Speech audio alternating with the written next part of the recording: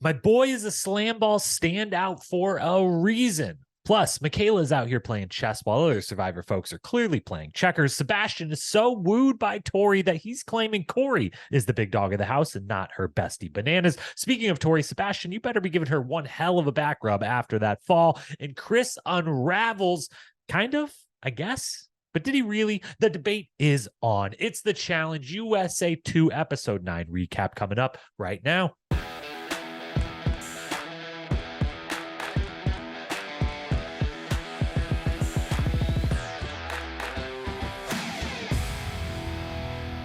What up, my fellow Challenge lovers? Welcome to The Challenge Historian, where we dive deep into all things MTV's The Challenge, past, present, or future that's happening in the Challenge universe, and we are here to document it. I am your host and dedicated Challenge historian, Jacob Hollabaugh. Thank you so very, very much for being here with me today on this Friday to discuss Challenge USA, episode number 9. Another really good episode. There was a slight lull the last episode to episode and a half.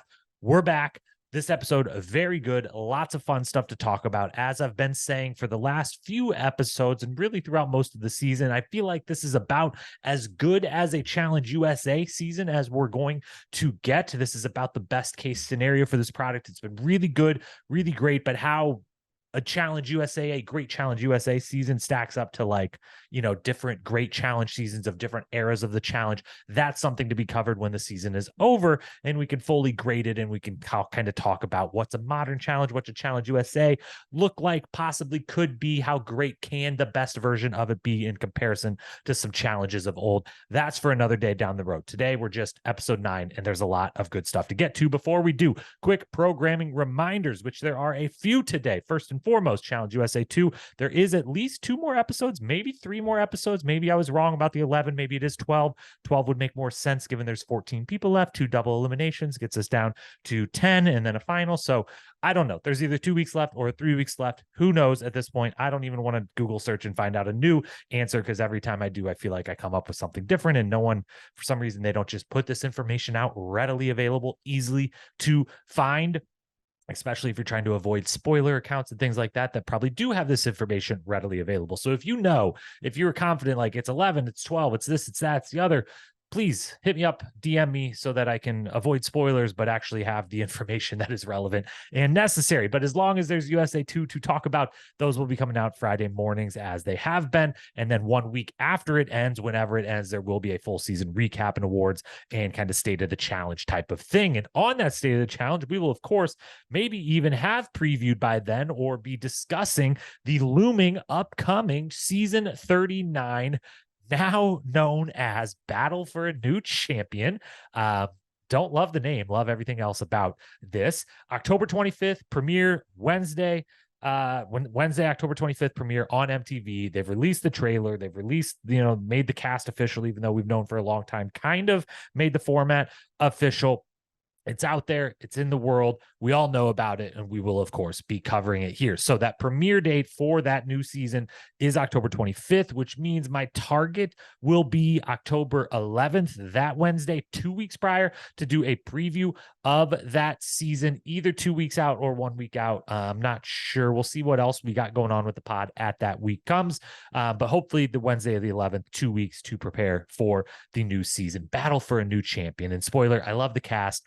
I'm down for the format. I'm pumped for this season. It's going to be a great time. So looking forward to that. And then also looking forward to the biggest news. I've said the last few weeks that we are, in fact, going to do Survivor coverage. I haven't really talked much beyond that, but we are going to be covering the new season of Survivor. And when I say we, normally I say we, even though I really just mean me, but this time I say we because I do mean we. I will be covering this season with my good friend Tony. You may know Tony from the Challenge Fandom podcast, an absolutely wonderful crew of folks over there at Challenge Fandom. I've loved getting to collab with them a few times in the past, and Tony, big Survivor fan that he is. I don't know. We'll talk it out with him if I'm allowed to call him a Survivor historian, because I myself, while I claim this Challenge historian, certainly am not a historian of Survivor, but I'm a huge fan. Love the show. And I wanted to cover it here. Have been covering it in the last few seasons elsewhere. Wanted to bring that here to this podcast feed as well. So we are going to be covering the Survivor season, which is coming soon. So next week, when we're 1 week out, we will do a little bit of a season preview of 45, kind of a check-in, just to fill you in on my Survivor fandom, Tony's Survivor fandom, what we're looking for from the season, our thoughts on, modern Survivor 41 and on versus old school Survivor, all of that, a little bit of like, who are these people talking about this? What's our relationship to the show? And a little bit of a preview of this upcoming season. And a little spoiler for that. Yes, this season looks a little average from the trailer. Definitely, I don't know if it's going to live up to last season's cast. So maybe we're picking the wrong season to start coverage with here, but that's to be seen. Hopefully, fingers crossed, it's an amazing season. And either way, it's going to be an amazing time and a fun time. Me and Tony breaking that down all season long. So tell your Survivor fans, if you are a Survivor fan, make sure you check those out. If you have Survivor fans in your life that don't, aren't challenge fans, maybe have never listened to this podcast, let them know you got a great show. You got a great guy. He says he's got a great friend coming in to co-host with him. And if they like Survivor, they should check it out. So that's what's coming up. Next pod after this will be that Survivor preview. Then we got USA 2 for the next few weeks. And then eventually we will have Battle for a New Champion coverage as well. So lots of good things coming up. As for the agenda today, before we walk through the full episode, a couple quick high-level thoughts just about this episode or the season in general, and then we will do our typical walk through the episode storylines. We'll do our awards, our power rankings, and our predictions. So here we go. Challenge USA 2, episode number 9, full recap coming now. Two quick high-level thoughts before we actually get into the walk through the episode, just things that came up for me that I just wanted to get out here on the pod. So the first one is, as we just referenced, season 39 Battle for a New Champion. They put the trailer out, they made the big announcement, they started promoting it, the whole thing. And part of that does come with a slight spoiler for Challenge USA 2, a single person spoiler for Challenge USA 2. So hit fast forward 45 seconds if you haven't put anything together from the announcement and trailer and cast of Battle for a New Champion and the current cast of Challenge USA 2. But there is one little spoiler that comes with it that I found very interesting, which is my girl, Michelle. I love her so much. She's my favorite. Her and Desi are still the two favorites on the female side for me this season. But I just love Michelle. I think she's the best. I'm so happy she's become one of the new faces of the show. And she is going to be on season 39. And that's amazing. But it is called Battle for a New Champion. And it is obviously all people who have never won before, which means unless they're not counting the Challenge USA, maybe, but I think they would. They're counting Kaz is there, and Kaz hasn't won a flagship before. And so it means my girl Michelle doesn't win Challenge USA 2. And that's a bummer, but it does mean that she gets to be on Challenge 39. And that's fantastic and amazing. And I love her. And I'm so happy that she'll be on that season too. So it was a little bummer and just kind of an interesting note. And the other interesting part of them dropping this at this time and just the timing of everything is that they announced that Cara and Laurel will be there as the champion side, which, they haven't 100% said the format yet, other than it seems to be somehow, some way, the champs are just going to come in as like mercenaries, more or less, to compete against the competitors, if you will, but they're not there to possibly win. They're only there for one-offs. You have to beat one of them to maybe have a chance to be in the final, something like that. We don't know for sure, but we do know they have said clearly these champions aren't here to compete in the full game. None of them can win, anything like that. So Cara and Laurel are two of the 8 that are there. They can't actually win, but they are going to be there. Did do some filming, which means Cara and Laurel filmed All Stars 4 first, that entire season that they're actually on the cast of.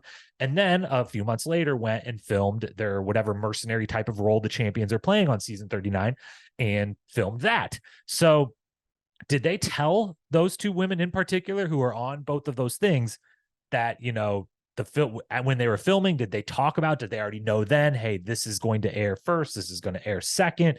Because especially with Cara, the whole being back narrative is there. It's a big storyline. Like, Cara is back. You all wanted her back and we got her back. Here she is. Amazing. It's a big storyline. I imagine that was going to be like opening confessional of All Stars 4 is Cara Maria being like, I'm back. And so did they tell her that don't do that because actually you're going to be back first over here on this thing? Did they maybe tell her while filming 39? Did they, call her and Laurel in after the fact, film some extra confessionals for both seasons to make things make a little more sense and kind of fake an alternate timeline that didn't actually happen? I've got a lot of questions. So that was the first big thought, is just the timing of all of these things is interesting and leads to a couple, externalities, if you will, of this one person spoiler of USA 2, and then these questions that I have around who knew what, when, what was filmed when, to make these eventual storylines of the next couple seasons we see make sense. The second thought I wanted to cover really quick is similar, and that is this cadence that they've done now for many seasons in a row, basically the last 2 years of real time and maybe like 6 seasons or whatever, basically the entire from Challenge USA 1 to now, which Challenge USA 1 came with, all 4 international spins off and eventually the World Championships, and All Stars 3 and Ride or Dies were both in there, and everything is that they've started doing this cadence where the last couple episodes of every season, they know they're kind of admitting tail off. They know people lose interest. They don't care as much about the end. There's less people there, all these reasons for it. And that their way they've decided to fix this is, instead of trying to make the ends of the seasons better and more interesting and entertaining, or altering how they do the show in any way, they just, with a few weeks left in one season, announce the next one and start promoting the next one and pushing the next one and kind of saying, like, before you start to lose interest in this, let me throw a new shiny season name and trailer at you, and just kind of, you could stop watching the current one or having feelings about the franchise. Like, look over here, this is amazing, and get hyped again and get pumped up again and everything like that. And I don't know, it rubs me a little bit the wrong way of like not finishing out, not trying. It feels like they're maybe not giving the full effort of like, let's make a Challenge USA 2 from start to finish the best possible thing it could be. We're, altering it slightly by starting to promote this new season with a couple weeks left in 39. And they've done that many seasons in a row now, with so many of them in a row. It's not just that we know what's next, but that we get a trailer or we start getting promotions for the new one before the old one is actually over and complete. And they're making this even worse by the fact that All Stars 4 is going to go well over a year between filming and release, if not a year and a half, based on current projections, which for anyone I've had a lot of people DM me, and it's flattering that people DM me thinking like I know actual real information, but I don't. I'm also just reading the same stuff on Twitter or the internet or anything that you are, and making my own guesses. I don't have any inside information on when things are being dropped, but the cadence has been weird. It feels like they're not giving the full scope of their efforts and resources to make the best version of each of these, or to promote them in their, keep the attention on. And it feels like they know there's a reason why they're doing that. And I would prefer they try to fix the thing of the ends of the seasons kind of tail off, versus we'll just move on to the next one before the first one is over.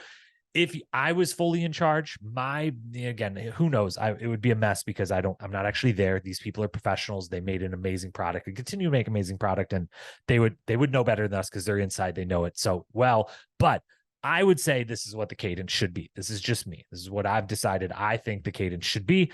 I think there should be 10 episode seasons, followed by a reunion episode for flagship seasons. Only flagship, I think, needs a reunion, but they do need a reunion. They could be better. That's a whole different conversation, but they should have them. So 10 episode seasons, followed by a reunion for some of the seasons in week 11, and then 2 weeks off. That would be 13 weeks in total. And then the next season starts. That way, you could then do a USA season, a flagship season, and an all-star season every year. That would take up 3/4 of the year, and then a final 13-week quarter where there would be no season, full break, starting basically at Thanksgiving, going through to the middle of February when a season would start again. That's holiday time. That's football season time. That's, prime time movies and dramas and TV shows and things that are just, there's a lot more content to be focused on. And a lot of fans have a lot of pulled in a lot of other directions. The focus is on the challenge as much as the best time of the year to take off. And there should be some portion of the year where there is not a challenge. I know that's blasphemous for me to say, but it's true. I think that's for the betterment of the show. So if you do a 13-week cycle, basically 10 episode seasons, a reunion, 2 weeks off before the next season starts. You do 3 cycles in a row, USA Flagship All-Stars, and then 1 cycle off over the holidays and winter and all of that. And I think that's the best cadence possible. Also, 10 episode seasons, I think, are the best case scenario. And yeah, that's what I would do. But I'm not in charge. One day, maybe they will call me and again, I'm a free consultant. I will work for free. So those are a couple thoughts that went way longer than I thought, but now we will actually get to this episode itself. Walking through the episode, talking storylines, the first house segment was pretty short, but there was 2 things worth pointing out. The first one is my guy Fessy has seemingly wizened up a little bit. I don't know if wizened is a word, but he has gotten more wise. There we go. That's probably proper English. He is the one in confessional that has to say about Tori and Sebastian that, having a new fling in the house every season isn't good for your game. And he's right from the perspective of just, like if you're there solely, truly solely like I'm trying to win this, it doesn't matter if I'm super boring and doing so and never get called back again. I'm just trying to win this season. It isn't good for your game to have the random fling and just have it. It's nice for your emotional well-being to like have someone to cuddle with and talk with and feel nice and kind of feel removed from the game and all of that, but it's not good for your game. And it's hilarious that Fessy is the one saying this, but it's also just a sign that from similar to everything we've seen from him this season is he's kind of fully on his, this is how CT keeps winning. So I'll do nothing but be in the background and try to do the CT thing. Like he's in that full mode of his, definitely. And yeah, I found it funny that of all the people to say you shouldn't have the little fling or the random make out or random hookup in the house, he was the one in the confessional saying that. I think they picked him to say that for a reason, not just because it's funny if he says that about anyone, but specifically about Tori. There's some extra layers there of why that's funny. Second thing in the house segment, Michaela, she, walks Chris through everything he's doing wrong in the game. And she's Wes 2.0. I just decided in this moment, I'm just like, yeah, she's very good at this. And she is like the new version of Wes, like taking Wes's type of confidence and smarts and intellect. And like, she's the 2.0 version of it. And it was the quote in this, moment, it just like, close your eyes and imagine. You can easily imagine Wes saying this quote, my skill is I see a couple steps ahead and see where the problems are. And I try to resolve them before they happen. End quote. Like that is such a Wes thing to say within this house. And so Michaela is brilliant. She's a great strategist in this game. And I think her attitude mixed with her intellect and strategy is like, she's kind of taking up the mantle of that spot, that kind of character, if you will, within the house that Wes is now going to vacate by the end of this season, with him stepping away from the show for potentially ever, if not at least a good while. And she's great at it. I love Michaela on the show. She has met and exceeded and surpassed every expectation, which was pretty high off her brief stint on Spies, Lies, and Allies, and having seen her Survivor seasons, thinking she could be amazing on this show, and she is proving to be exactly that. Absolutely amazing. Then we've got the daily challenge. This is the second this is at least the second time. Yeah, second time for sure. Maybe the third time that they've adjusted the challenge equipment based off weight or height. Earlier when they had to carry the things and it was, based off of their body weight and everything. So they're getting much better, and it was worth shouting out that they're getting closer to that Survivor-like style of trying to make things as fair as possible, the CBS style, if you will, instead of the MTV style where it's just we didn't really think that through, everyone has a trampoline. Well, Fessy's 6'4", 6'5", and so-and-so's 5'5", like, our bad. They've at least the CBS version, maybe the MTV version will follow, are trying to make things a little more fair. There was some commentary from USA One folks about little issues like this. So good move on their part. Golf clap for the production team. You're getting some things right. Phase 1 of the daily challenge is pretty average at best, I will say. The jumping on the trampoline to see the numbers. Only comment on it is Sebastian, who gets it first, way faster than everyone else. It would have been hilarious for him or anyone at any point, but especially him being done first and just standing there for a minute, if he just would have yelled the number out to everyone, be like, hey, it's 91. Everyone, it's 91. That's the answer for everyone. And just watch the mad dash of everyone running over scribbling. I think that would have been really funny. I'm sure he would have maybe got yelled at by the production team for doing so. But it would have been funny and good TV. So I think they would have been okay with it. Phase 2, it is cool. It's super unsafe. It's a bummer that only 6 people get to do it. It's like cool, but it doesn't last very long. If everyone just would have done that, it would have been maybe a better daily challenge overall. Going last is a massive advantage. It's always a big advantage. And in this one, it's made out to be like the biggest advantage ever. But I will say this, not to take anything away from Fessy for figuring out the proper strategy of not only bouncing one time right at the moment you want to bounce up and grab stuff, but others should have figured that out first. It's one thing for Sebastian going first to not have figured that out, even Tori going second to not totally have figured that out. But Josh, Michelle, and Chanel, you should have been able to figure that out. You should have been able to do a lot better than they did. So some demerits for those 3 and some lack of confidence in their abilities for those 3 based off this of like not being able to adapt quickly and watch and figure it out. And then, Fessy comes in and is like, yeah, just, there's an obvious way to do this after 1 or 2 people went, and I'll do it and I'll crush. And yes, he is tall, but he was also just like smart enough to be like, yeah, this is the proper way to do this. So he absolutely crushes. I loved his flip at the end. That was great. Tori also does really well. She is a beast. She is tough as nails. The one thing I will say, and this is like not a knock on her in any way, it's a production thing. And it's another one of those kind of like, you watch enough challenge, you kind of figure out what's going to happen. They showed her falling on her back in the preview, like in the next week on. And the moment they show it in the next week on, usually if they don't also show like the ambulance or whatever, I was pretty confident going in that like she was going to be fine. Like I wasn't worried, because if she wasn't going to be fine, I don't think they would have showed us in the next week on in that manner. Or if they did, they probably would have thrown like the ambulance in with it or whatever, or just shown an ambulance and not shown who or what happened or anything. So it helped me be, I wasn't on the edge of my seat on the commercial break when she hit her back, but it doesn't take away from the fact that she smokes her back, and that had to hurt like hell. And she could have got super duper hurt, but she's super tough and she gets up and she shakes it off and she wins the thing. And she has now won 6 out of 9 daily challenges on this season, which is insane.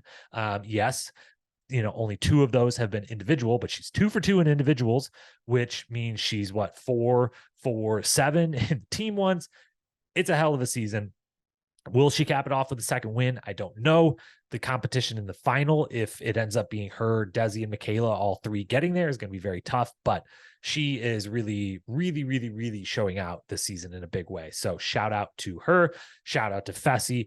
They win probably the most average daily challenge of the season. Then we get to the house and the voting, and we're going to put all this into one: the club, the house, the voting, the secret vote, all of it, everything between daily challenge and arena in one little segment here.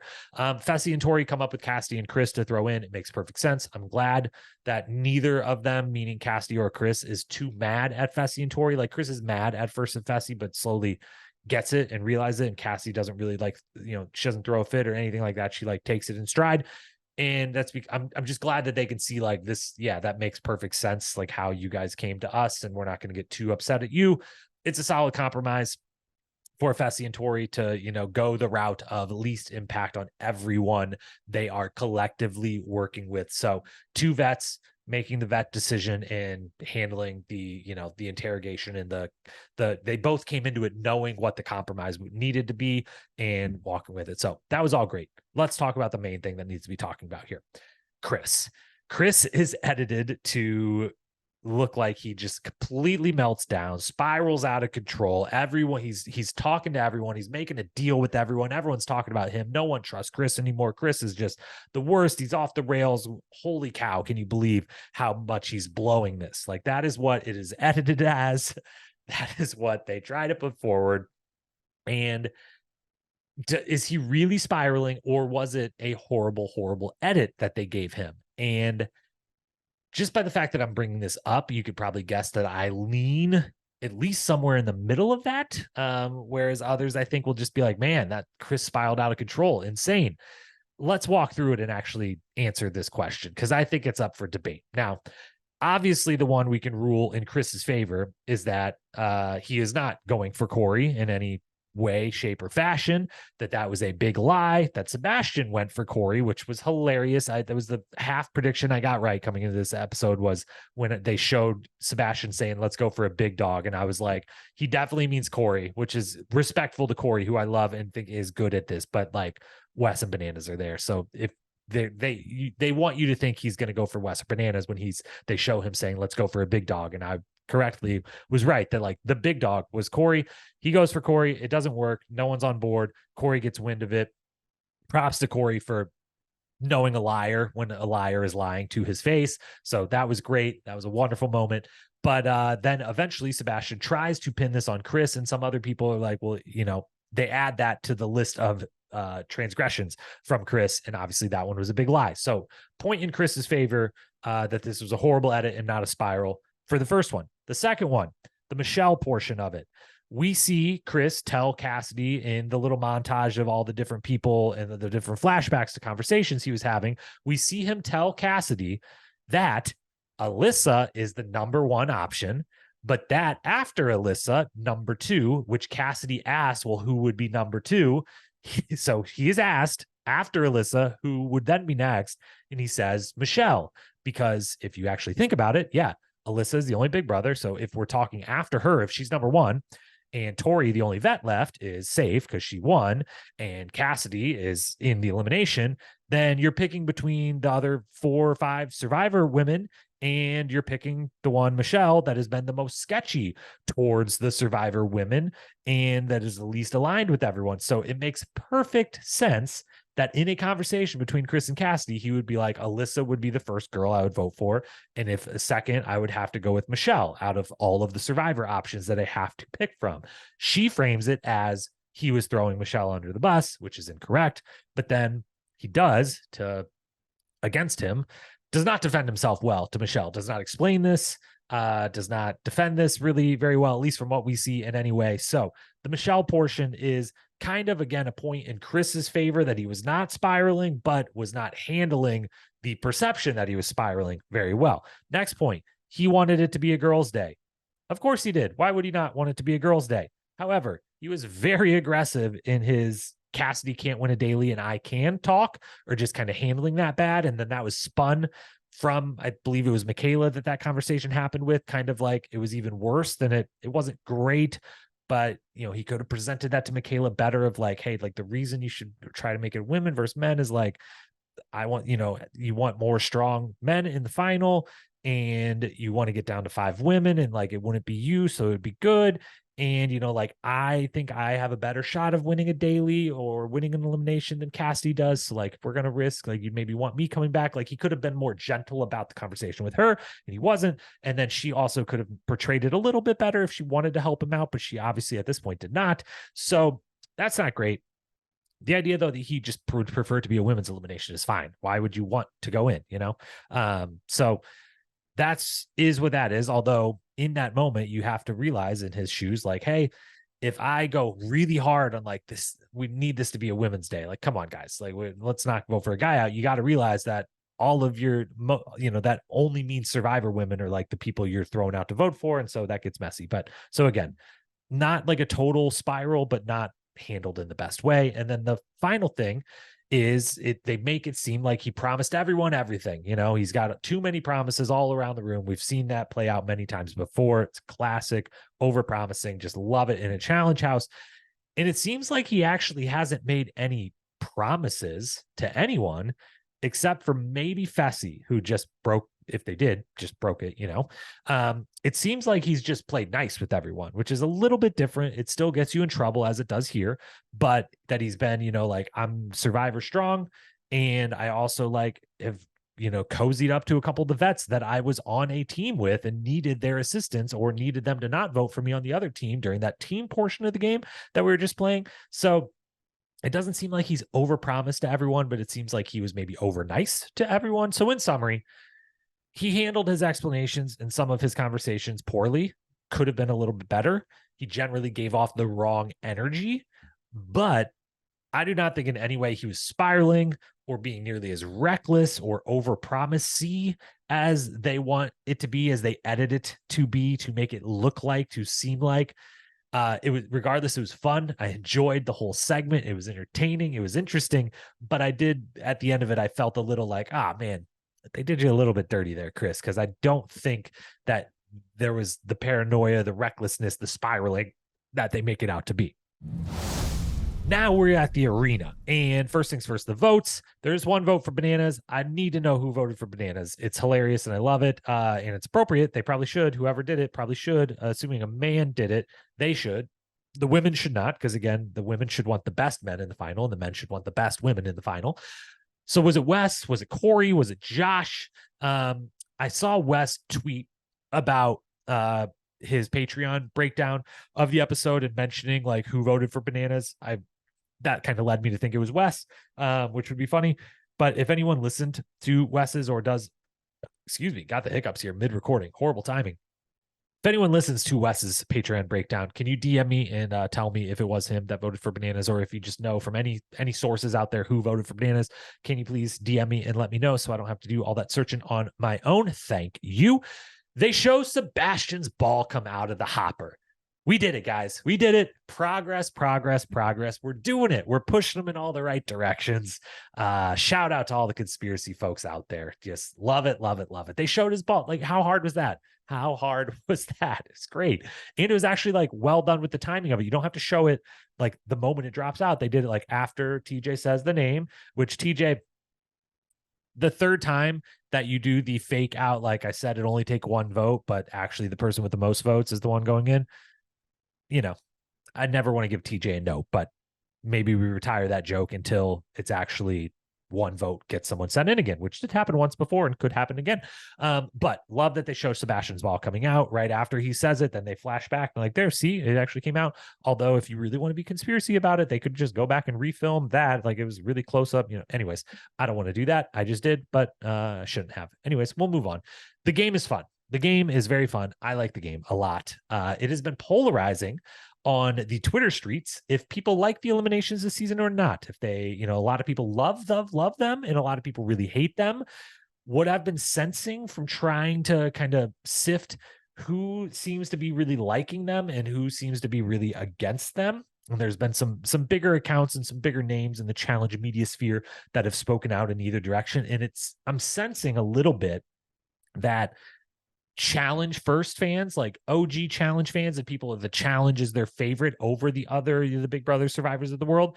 Those fans are loving them, loving these, and that Big Brother survivor first people, like CBS first people, are maybe not liking them as much. And I've got to say, I love them. I know this one in particular is a bit gimmicky, sure. But if you remember way back when, the dailies and the eliminations used to be kind of a bit gimmicky. We use the word carnival game all the time to describe the early days of the challenge and even some of the middle days of the challenge. And I like that. I like bringing more of that back. And now it's like the gimmicky carnival-y type game, but with this unbelievable production value and fireworks and great lighting and, great arena that they're in and all the other stuff. It was great. I like it. I love it. I would love to know what your opinions on, and if you think I might be right, if you're a Big Brother fan, Stan out there listening, that's like, yeah, I feel a certain way about it versus the challenge fan. Any thoughts on it? Let me know. This game looks fun. It at least seems like someone in that production room has watched way too many trick shot montage videos on Instagram and TikTok, just like me.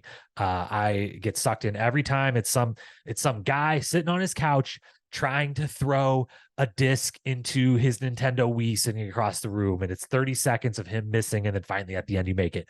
I love those videos. I fall for them every time, and it seems like a lot of people do. There's lots of people doing them on the internet these days, and so it seems like someone in that room is at least trying to incorporate some like popular modern trendy type things from the world of TikTok and Instagram, which is the biggest content machines out there right now. So that's cool. I guess I'm a fan. Let me know what you think. I'll maybe throw a poll up on Instagram this weekend to see if people are. It's interesting how polarizing it has become, that these games, the more gimmicky they've gotten, the more people like myself love them, and some other folks, seemingly the CBS maybe folks, are not as into them. I thought Chris had it the whole time, and then I flipped and was like, whoa, never mind. Sebastian's going to win when he rims out the last shot. And then Sebastian goes down and just starts moving everything. Like he rims out and they're like, oh, you're good. Like basically just throw it again and see if it goes in, or go tilt 1 inch, one board 1 inch. And he goes down and just literally moves all the boards around. And it's just, it was a kind of a choke job at the end. If I'm being honest, Chris gets the W. I'm very happy about this. Chris is a great character. I really enjoyed everything he has brought to the show this season. And while Sebastian was fine, and look, I think Tori is great too. I would probably hang out with Tori a lot if I was in his shoes, single guy on the show, new rookie, whatever. Fantastic. Would try to do all the same things. But for the second week in a row, I do think the right person went home, as far as we lose the least entertaining person left in the cast, more or less. So Sebastian was solid for the season, but was the right time to go. And I'm glad between him and Chris, I definitely wanted Chris to be the one sticking around, and that's what we get. To the awards then. Best quote of the episode. We do have some nominees this week. Hallelujah. They're not the best nominees in the world, but they're nominees nonetheless. And we're going to hand out the award for the first time in weeks, it seems. Michaela, my skill is I see a couple steps ahead and see where the problems are, and I try to resolve them before they happen, end quote. We said that one before, so we sped through it there. Second and third come back to back at the start of the elimination. Tori, quote, Sebastian is definitely feeling it. He looks like he just came out of a beer pong tournament in college, so I feel like this is something he'll be good at, end quote. And then Michaela tops it, comes over the top with Chris goes into full scientific theory methods. He's putting one platform in one place, testing the air quality, bouncing the ball, seeing the exact height of its bounce, ... trails off. Love it from Michaela. She gets the best quote of the episode. Best moment.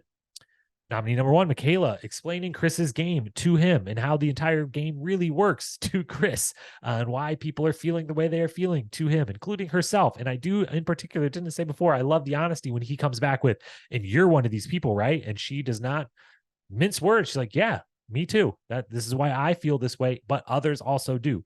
So loved that. Second one, Fessy's winning run in the backflip. And just quick, I always shout out challenge stats. They're amazing, but I did see them post afterwards the results of the daily, and they only had Fessy at 10 points, which is when they said he won because he got the highest amount of points, but he went on to have 19 points, I believe it was. So let's correct the record there. He dominated. He tripled up the next best number there pretty much, or doubled up at least, whatever. Math's sometimes hard, sometimes easy. Third nominee, Cory, clearly knowing Sebastian is lying. I just loved the little confessional and that little moment between the two of them where you could just see on Cory's face he's not buying any of that bullshit that Sebastian is slinging. Fourth one, seeing Sebastian's ball come out of the hopper. Really, really enjoyed it. And then fifth one, Sebastian during the elimination yelling out to Bananas something to the effect of like, you know how all this dumb stuff works? Like, come on, help me out. And Bananas being like, just because I've done a dozen seasons doesn't mean that like these are always easy for me. Like they get crazier and stupider every single season. I just loved him assuming Bananas could tell him how to do it because he's done a million challenges. That was fun. Like that moment. Of all of those, though, I will take Michaela explaining Chris's game to him at the start of the episode. Liked that the most. Episode MVP. Fifth place, just group shout out to Desi, Michelle, and Michaela. This spot really belongs to Michaela, but I just want to give shout outs to Desi and Michelle, who did great in confessionals and looked great in confessionals and are my favorites. And just wanted to give them a shout out because I haven't got to talk much about them the last few episodes. Fessy in fourth, Tori in third, Sebastian second. Chris is the episode MVP. Come on. Of course he is. Of course he is.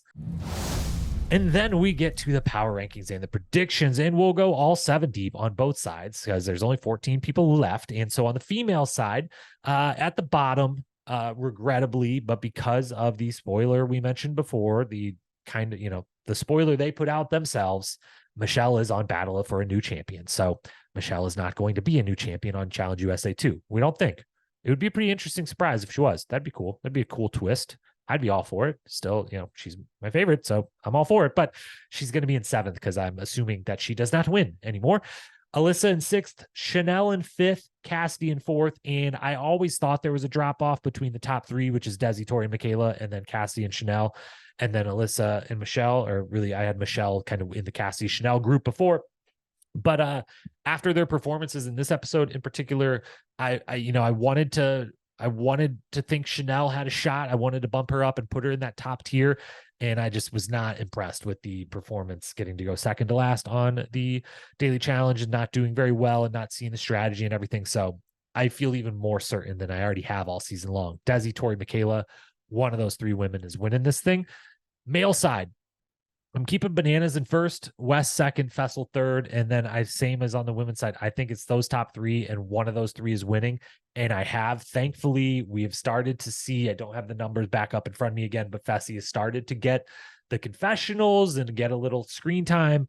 Cory has gone the opposite way and has barely been seen or shown at all in the last like 3 episodes. So I think Fessy could win. I do think, the edit is no longer so strong against that. I'm like, there's no way that could be the winner of the season. But I do think Bananas and West both are in a pretty solid spot. One of them is definitely going to end up in elimination here, but maybe not both, maybe not against each other. It doesn't seem like everyone's going to totally go for that, but maybe. But if one of them makes the final, one of them's win. I still stick with if West makes the final. I know it's absurd to be able to say with a Bananas, Fessy, Cory, Chris possibly as the other 4, like that's good competition. And with the fact that, the partners, you never know what could happen. Desi on USA 1, for instance, anything can happen in a final. It seems absurd to just say, if this person makes it, they will win. And I'm 100% confident in that, but I legitimately feel 100% confident that if Wes is in the final, he will win. And I think that would be great. I would love that for Wes.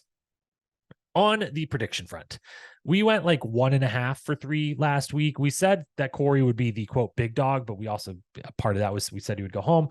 We said Fessy would win the daily, but we also said Desi would win the daily, and we thought it would be a double elimination. It was not. So we like kind of got some things partially right there. As for next week, it will be a double elimination. And I don't say that as like I know that, I just know that because it kind of has to be, right? And they got 14 left. If maybe more than, maybe not. Maybe next week is no, even if it does end in 11, maybe next week is just a double elimination and we take 12 to a final. That'd be fine. I'd be good with that.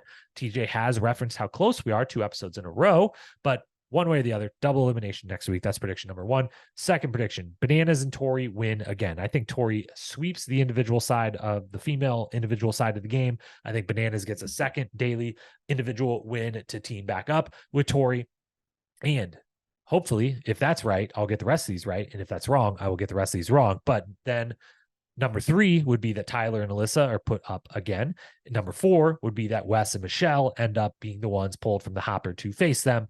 And number 5 is not a real prediction because I already know it's true. I would have predicted Josh crying in the next episode, but we already see him crying in the next episode on the next week on because he has a panic attack over voting in a friend next week, which it looks like, yes, he gained a lot of muscle, but he did not gain any cutthroat attitude or steely resolve before coming on this season because there's 14 people left and you're going to have 11 to pick from to vote for. And too bad you've made friends with all of them.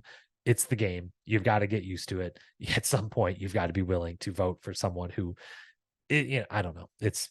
We'll talk about it next week. All right. We'll talk about it next week. Remember, that's all for this episode. But remember, Survivor, folks, preview coming next Wednesday. Me and Tony from Challenge Fandom Podcast. So check that out. Tell your Survivor friends to check that out. We'll be back with USA episode 10 next week on Friday morning.